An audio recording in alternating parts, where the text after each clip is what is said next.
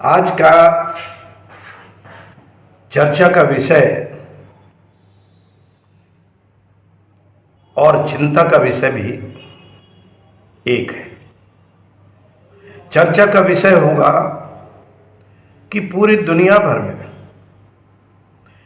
पूरे विश्व में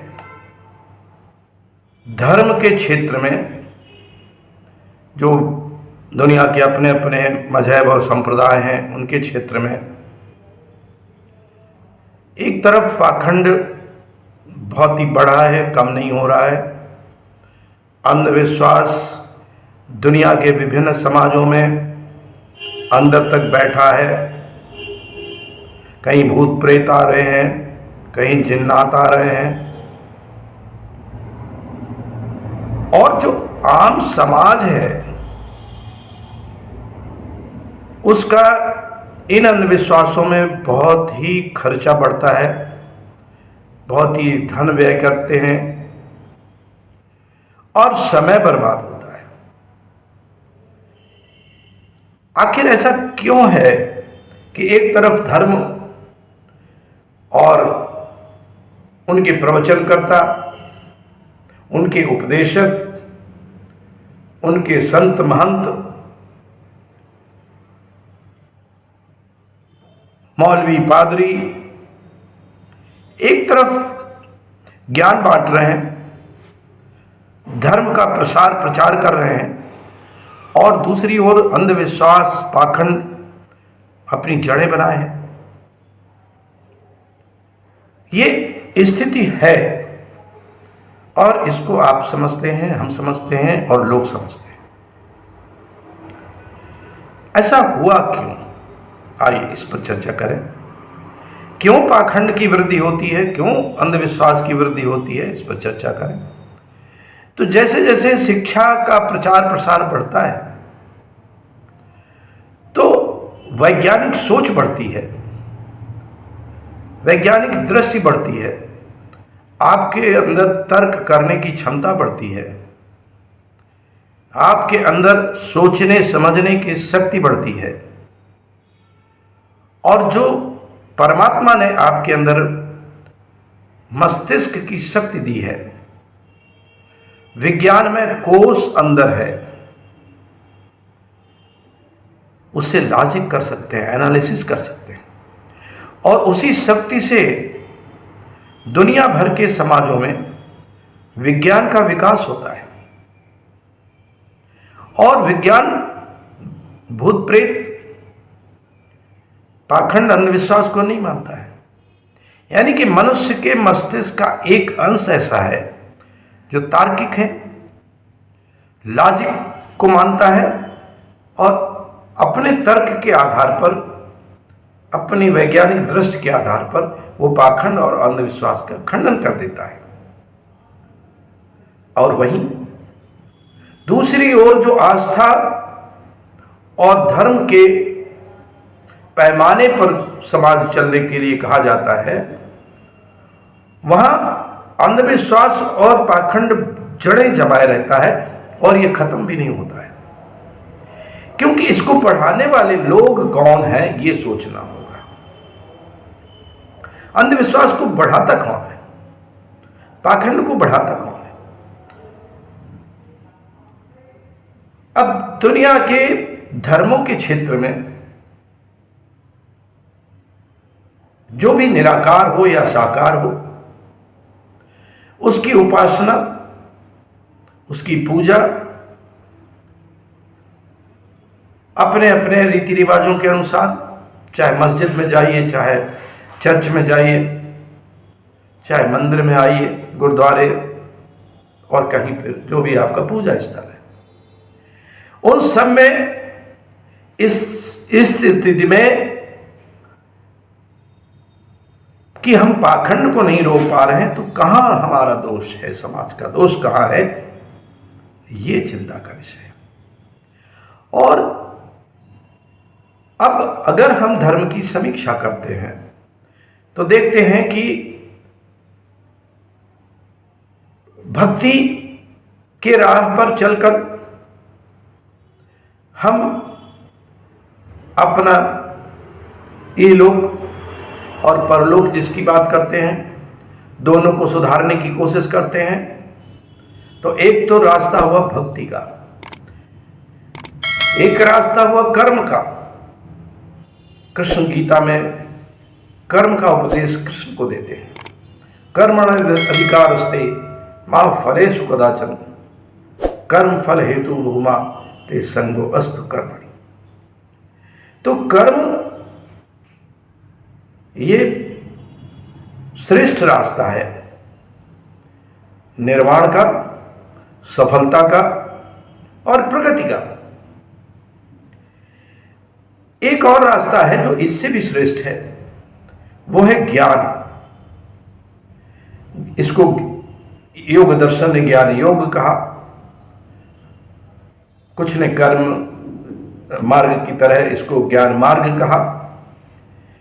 तो ये जो कर्म मार्ग है और ज्ञान मार्ग है, यहां आस्था नहीं होती है, विश्वास, अनुभूति, तर्क के आधार पर कर्म मार्ग में होगी।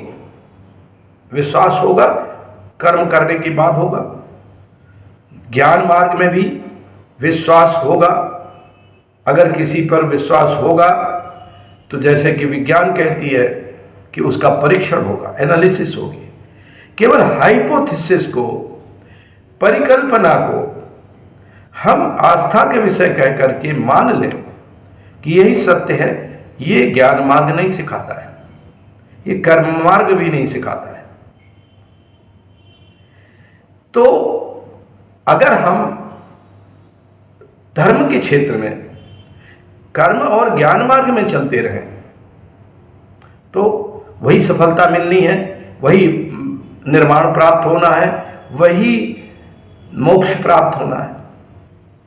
तो कर्म और ज्ञान मार्ग को लेकर के चलने से एक बहुत बड़ी जो दुनिया है, जिसको हम पाखंड की दुनिया कहते हैं, जिसको हम अंधविश्वास की दुनिया कहते हैं, उस दुनिया से समाज बचता है। अब जो भक्ति मार्ग है वो ये कहता है कि आस्था में प्रश्न नहीं करना है। आप भक्त हो गए, आपका कोई गुरु है, आपका कोई महंत है, आपका मुल्ला मौलवी या कोई भी है, उसने आपके अंदर आस्था पैदा कर दी, तो फिर आप तर्क नहीं करेंगे। वो जो कहता है कि ये मैंने कहा तो वही सत्य है, या कोई पुस्तक कहती है, पुस्तक कहती है कि ये सत्य है, तो फिर वही मानो कि यही सत्य है, क्योंकि ये हमारी धार्मिक पुस्तक है, उसमें लिखा है, वही कहती है। मगर वैज्ञानिक दृष्टि ऐसा नहीं है।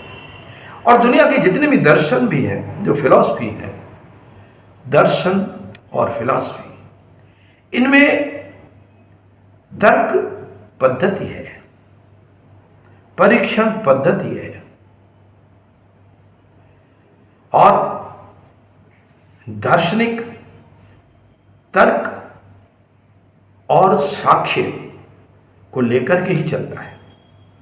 लेकिन जब हल्का समझाने का रास्ता हम अख्तियार कर लेते हैं, सोच लेते हैं कि हल्का हम इसको समझा करके आगे बढ़ेंगे, तब हम भक्ति के रास्ते पर चलने को लोगों से कहते हैं। भक्ति में हम कहते हैं कि देखिए हमारी इन पुस्तकों में, इन पुस्तकों में ये लिखा है, वैसे मानो। कितना भी अवैज्ञानिक है वो भक्त समझ रहा है, और 21वीं सदी का भक्त तो समझेगा ही कि ये वैज्ञानिक है कि अवैज्ञानिक है, लेकिन समझ रहा है। मगर उसको कहा जाता है कि नहीं यही मानोगे, तब ये मानते मानते वो फिर और ज्यादा पाखंड मानता है, क्योंकि राह खुल गई पाखंड की, अंधविश्वास की राह खुल गई। और उस राह के खुलने से फिर उसका अंधविश्वास और पाखंड पूरी तरह से खुलता चला जाता है, और वो उन पाखंडियों के चक्कर में पड़ जाता है जो उसको तरह तरह के सब्ज बाग दिखा करके कभी उसका झाड़ फूक का इलाज करते हैं, कभी गंडा ताबीज का इलाज करते हैं, कभी उसकी बीमारियों का इलाज करते हैं, कभी उसके अंदर भूत चुड़ैल आने का इलाज करते हैं, कभी कहेंगे कि अगर ऐसा ऐसा कर लो तुम तो शिक्षित हो जाओगे, ऐसा ऐसा कर लो तो स्वस्थ हो जाओगे। यानी कि जीवन के सारे जितने भी उसके सामने स्थितियां आती हैं, उनकी परिस्थितियां आती हैं, उनके सारे जितने भी चैलेंजेस आते हैं, उनकी सारी समस्याओं का हल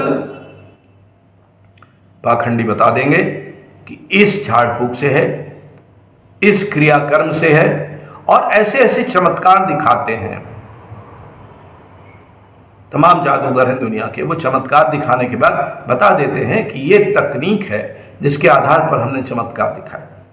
मगर ये जो धार्मिक आवरण ओढ़ लेते हैं, ये चमत्कार दिखाते हैं तो ये कहते हैं ये भगवान का चमत्कार है, ये शक्ति मिली है उसको, और इस शक्ति से वो सब बता देता है। अब उस चमत्कार को देख करके भक्त अंधविश्वास में डूब जाता है। विज्ञान में धर्म बहुत आवश्यक है। बौद्धिक आश्रम की राह पर हम विज्ञान में धर्म की राह को लेकर चलते हैं, और दुनिया का कोई भी मजहब आप मानते हो, आप कोई भी धर्म मानते हो, कोई भी संप्रदाय मानते हो, लेकिन आप वहीं रह करके जो वैज्ञानिक दृष्टि से उचित है, और आपकी वैज्ञानिक दृष्टि हर व्यक्ति की अपनी होती है, आपकी तर्क बुद्धि है, आपके अंदर लॉजिक करने की क्षमता है, तो जो इन क्षमताओं के आधार पर, इनके परीक्षण के आधार पर जो आपको सत्य लगता है, आप उसको मानते हैं, तो बौद्धिक आश्रम उसको बढ़ावा देता है। और मैं बार बार चाहता हूं कि लोग वैज्ञानिक दृष्टि को आधार माने। बहुत प्रश्न करते हैं कि ये दृष्टि हमारे कैसे आएगी, हम तो अपढ़ हैं, हम तो पढ़े लिखे नहीं हैं।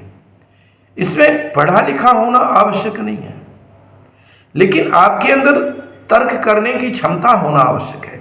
और हर मनुष्य जिसका मस्तिष्क स्वस्थ है, बीमारियों से ग्रस्त नहीं है, उसमें तर्क करने की क्षमता होती है, परीक्षण करने की क्षमता होती है। तो इसी अपनी शक्ति से, जो परमात्मा की दी हुई शक्ति है, और परमात्मा को मैं बार बार ऊर्जा के रूप में कहता हूं, एनर्जी है, वहां भी कोई पाखंड नहीं है। आप कह सकते हैं हम परमात्मा को नहीं मानते हैं, आप मत मानिए, मगर आप ऊर्जा को तो मानते हैं, एनर्जी को तो मानते हैं। एनर्जी सत्य है, विश्व का सत्य है, क्योंकि विभिन्न तरह की जो ऊर्जाएं होती हैं वो आपस में कन्वर्टेबल हुई होती हैं, एक दूसरे में रूपांतरित होती हैं, और उन्हीं ऊर्जाओं से पूरा ब्रह्मांड चलता है, संचालित होता है। उसी को कुछ लोग आत्मा भी कह देते हैं, कुछ परमात्मा कह देते हैं, कुछ नहीं भी कहते हैं। अगर नास्तिक हैं, आप नहीं मानते हैं कि आत्मा नहीं है, परमात्मा नहीं है, तो भी कोई समस्या नहीं है, क्योंकि आप ऊर्जा को तो मानते हैं, प्रकृति को मानते हैं, जो प्रकृति दिखाई देती है, जो नेचर दिखाई देता है, उसको मानते हैं। मगर ये सब मानते हुए पाखंड को इनकार करना ये बहुत आवश्यक है। अंधविश्वास से दूर भागना बहुत आवश्यक है, और स्वयं दूर भागना, दूर रहना जितना आवश्यक है, उससे अधिक आवश्यक है कि पूरे समाज से पाखंड को, अंधविश्वास को समाप्त करें। आज का चर्चा का यही विराम का समय होता है, क्योंकि हम चाहते हैं कि पाखंड और अंधविश्वास किसी भी समाज में हो, दुनिया के किसी भी समाज में हो, वो विकास में, जीवन के स्वास्थ्य में, और जीवन के समग्र क्षेत्र में बहुत ही कुठाराघात करता है। आइए हम पाखंड पर ही कुठाराघात करें, हम अंधविश्वास को समाप्त करें, विज्ञान में धर्म की ओर चलें। एवमस्तु। अहम ब्रह्मास्मि तत्त्वमसि। अहम ब्रह्मास्मि।